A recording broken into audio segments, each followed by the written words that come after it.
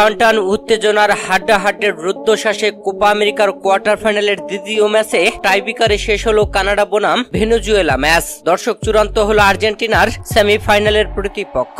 দর্শক, কোপা আমেরিকার কোয়ার্টার ফাইনালের প্রথম ম্যাচে আর্জেন্টিনা ইকুয়েডরের বিপক্ষে টানটান উত্তেজনায় একে সমতায় থাকার পরে টাইব্রেকারে দুর্দান্তভাবে জয় তুলে নেয়। ঠিক একই রকম ভাবে খেলা শেষ হলো কোপা আমেরিকার দ্বিতীয় কোয়ার্টার ফাইনাল ম্যাচ, যেখানে দ্বিতীয় কোয়ার্টার ফাইনালে খেলতে নেমেছিল কানাডা বনাম ভেনেজুয়েলা।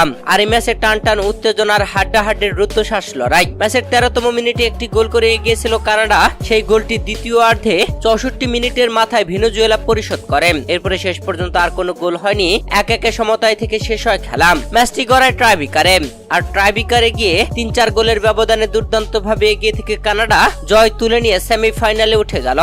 দর্শক, সেমিফাইনালে প্রথম কোয়ার্টার ফাইনালে জয় তুলে নেওয়া আর্জেন্টিনা, দ্বিতীয় কোয়ার্টার ফাইনালে জয় তুলে নেওয়া কানাডা মুখোমুখি হবে সেমিফাইনালে। আগামী 10 জুলাই কানাডা বনাম আর্জেন্টিনা ম্যাচ হবে প্রথম সেমিফাইনাল।